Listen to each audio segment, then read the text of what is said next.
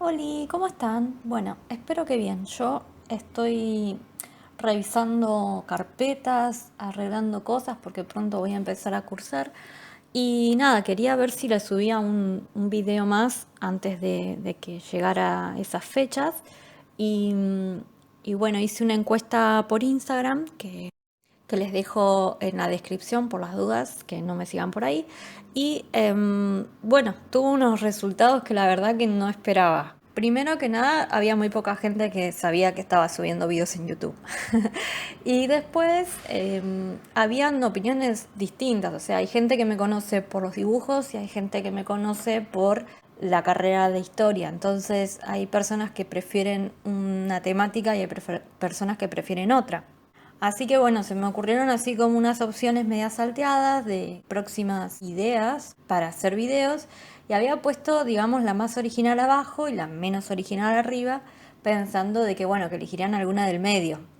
Porque uno cuando hace un múltiple choice por lo general elige lo del medio, no elige ni un extremo ni el otro. Pero bueno, eligieron como, a mi entender, la que sería más cliché o la que más se han subido de videos en YouTube.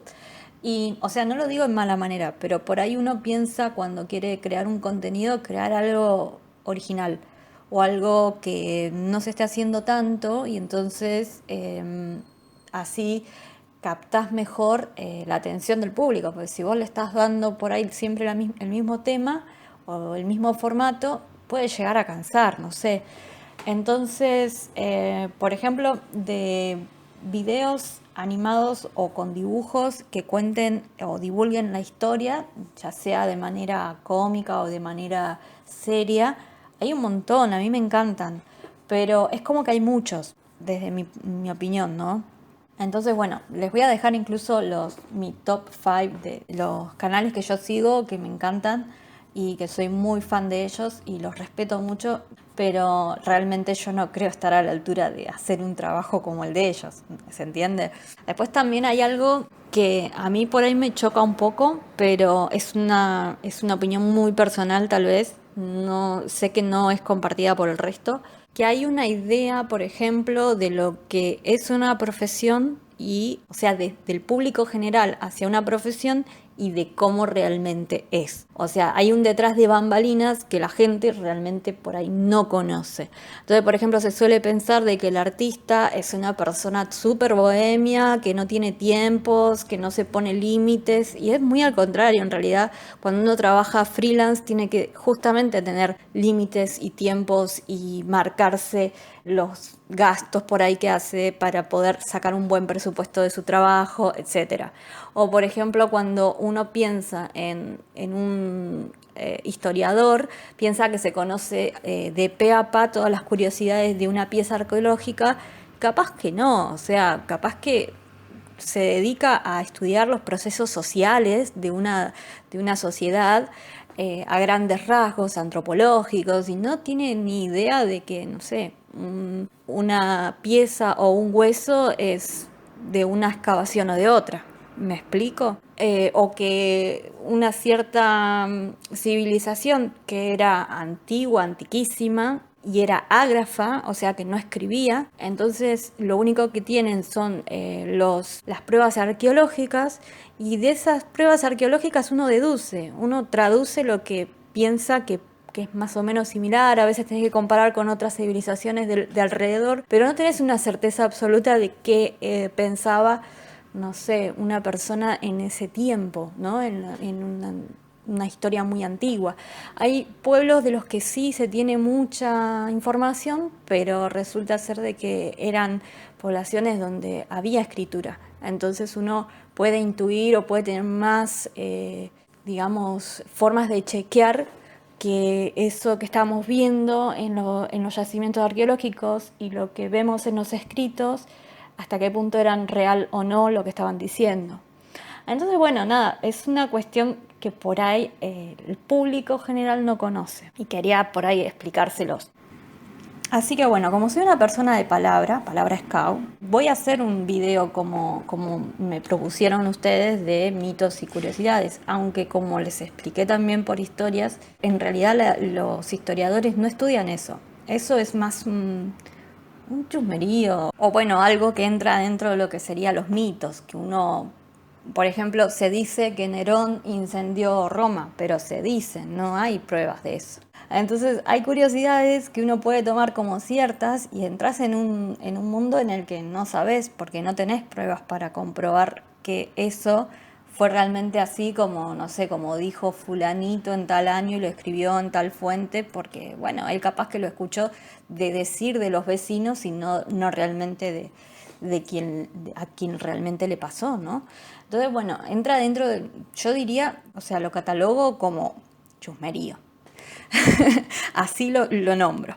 Así que dicho esto, voy a hacer un disclaimer de que lo que les voy a contar, lo voy a contar como si fuera un chimento, como si nosotros fuéramos vecinos de un barrio y yo les cuento el chimento de la cuadra. Cuando ustedes les dicen la frase, más traidor que Judas, ¿ustedes realmente piensan que Judas fue el único traidor? O sea, así como el modelo de traidor o el modelo de mentiroso. Por en realidad les puedo asegurar de que de esos hay un montón, hasta desde la antigüedad hasta hoy en día. Partamos de la premisa de que en Grecia y en Roma se fundó lo que sería la política moderna, porque de ahí sacamos un montón de modelos que todavía seguimos usando hoy en día. Y este personaje del que les voy a hablar era griego. Y yo en lo particular lo veo como si fuera un político moderno. O sea, cambió de banderas como unas 3 veces. Es como si tuviéramos ahora, hoy en día, a un ejemplo de político, yo no conozco demasiado, pero bueno, un ejemplo de uno que se haya puesto de un bando político después de otro, después en otra lista y así, por muchas votaciones. Y bueno, este chabón sería ese mismo ejemplo, pero de la antigüedad. Así que de quien les voy a hablar hoy es de Alcíbiades. Bueno, este Alcíbiades era hijo de ricos, era hijo de aristócratas, creció en Grecia en un tiempo donde estaba ocurriendo algo bastante particular. Voy a ponerlos en contexto primero y después volvemos al personaje. Bueno, durante este tiempo vamos a hablar como de 3 bloques políticos importantes que vamos a catalogar como si fueran países de hoy en día, para que entiendan.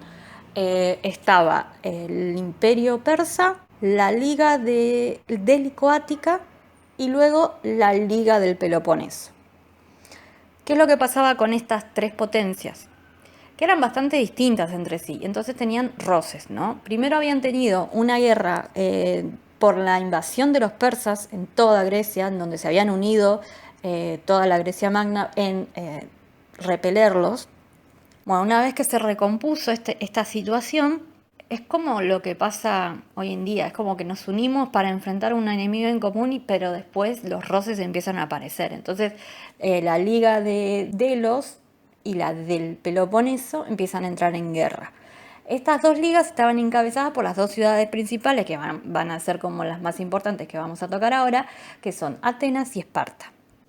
Entonces, bueno, cuestión que nuestro personaje, nuestro Alcíbiades, nace en Atenas, luego de que se llegara a una paz transitoria entre ambas ligas, que se llamó la paz de Nicias, que supuestamente iba a durar, no sé, un par de años, no sé si 20 años, pero no duró eso, la verdad que no, duró relativamente poco, y volvieron a haber fricciones, volvieron a haber peleas, más que nada eran peleas territoriales, porque habían ciudades que las componían tanto a una liga como a la otra, que estaban indecisas entre formar parte de una y de otra, y de irse y de no irse, y qué sé yo, que bueno, eso ocasionaba que se pelearan.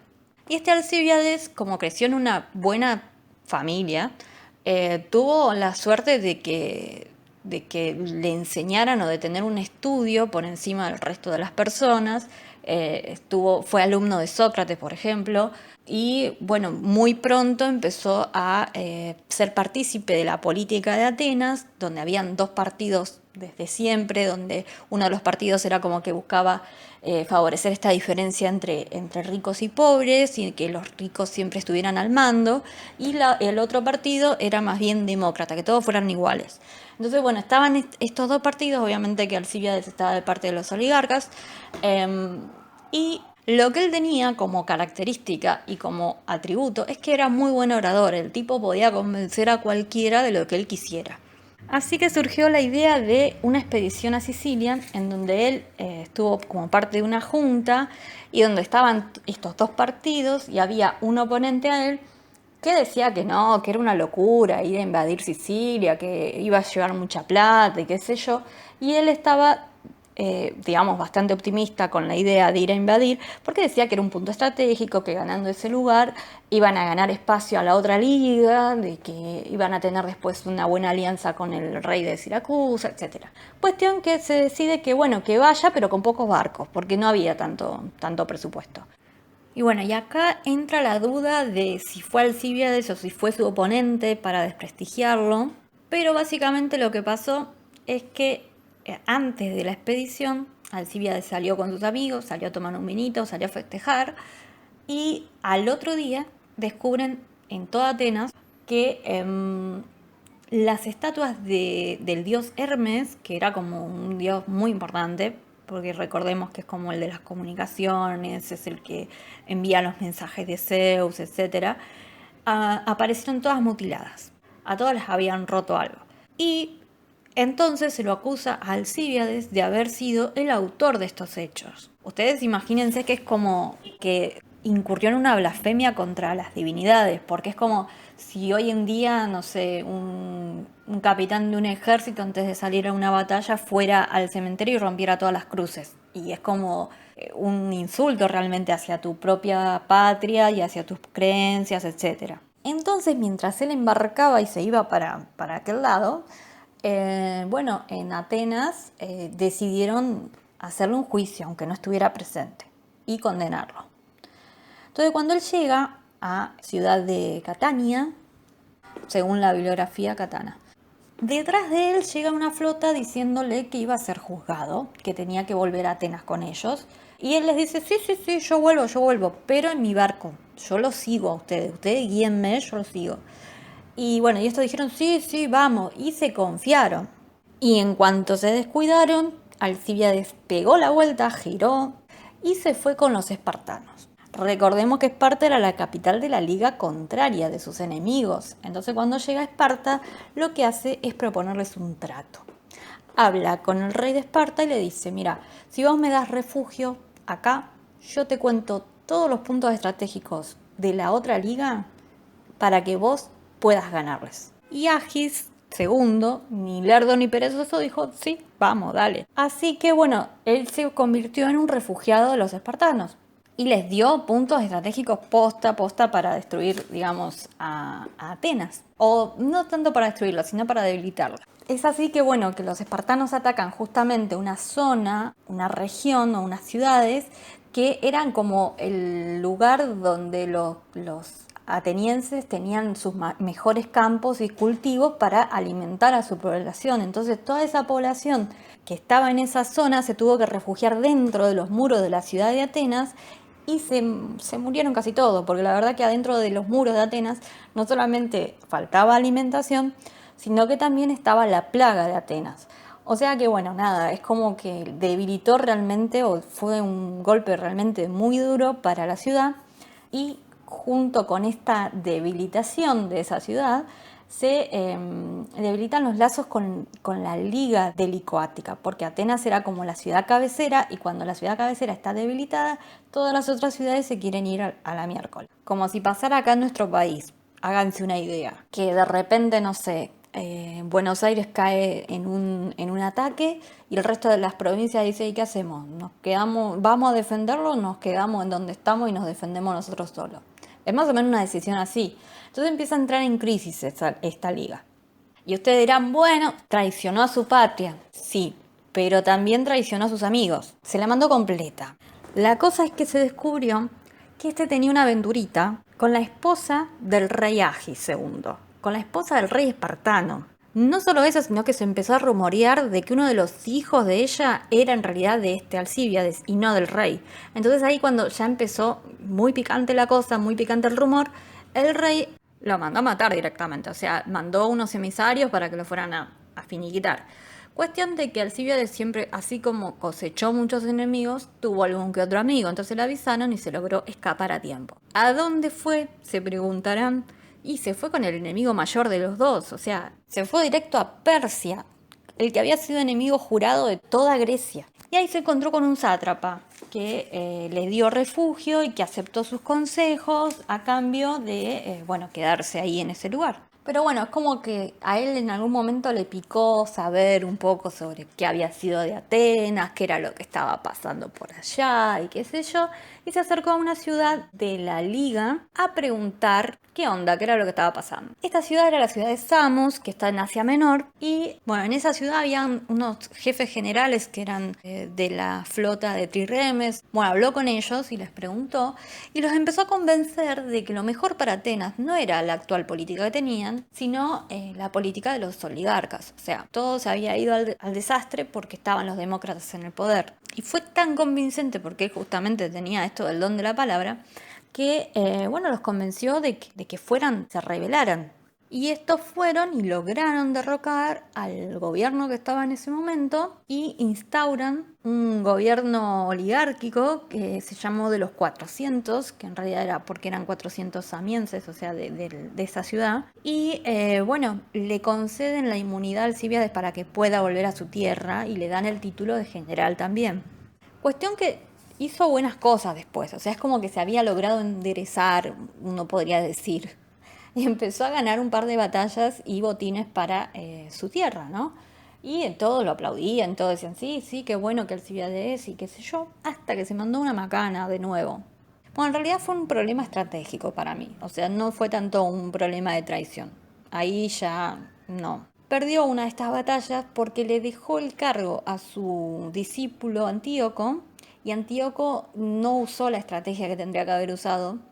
Y por más que los atenienses eran súper buenos en las batallas navales y no tanto en las terrestres, al contrario de los espartanos que eran súper buenos en las terrestres pero no en las navales, acá por más que tenían esa ventaja, igual perdieron.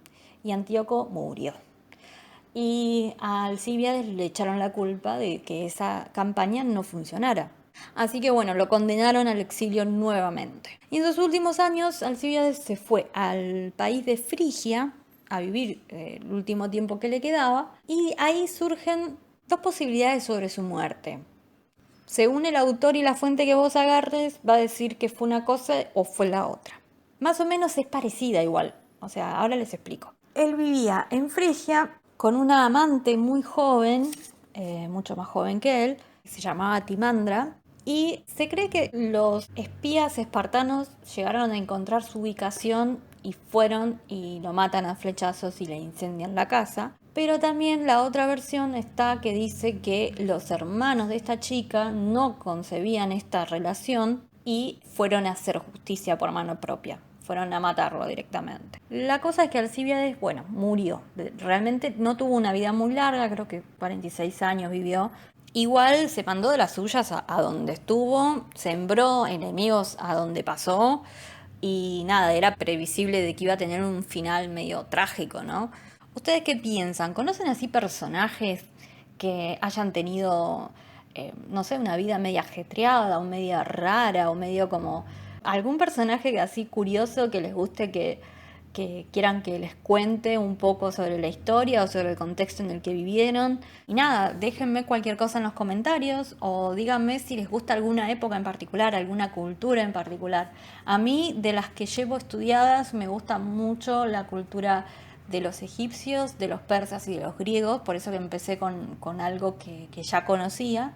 Pero nada, hay gente que le gusta por ahí la historia más moderna. Igual es imposible no ver hacia atrás y encontrar algunas situaciones que todavía se sigan dando o que todavía sigan sucediendo. Nada, es capaz mi apreciación personal y no tanto lo que realmente pueden decirnos las fuentes, ¿no? Bueno, y eso fue todo. Espero verlos en un próximo video. Espero poder hacer algún otro video durante el año. Si les gustó el video, denle un me gusta, denle a compartir. Y si se suscriben, mejor todavía. Chao, nos vemos. Besis.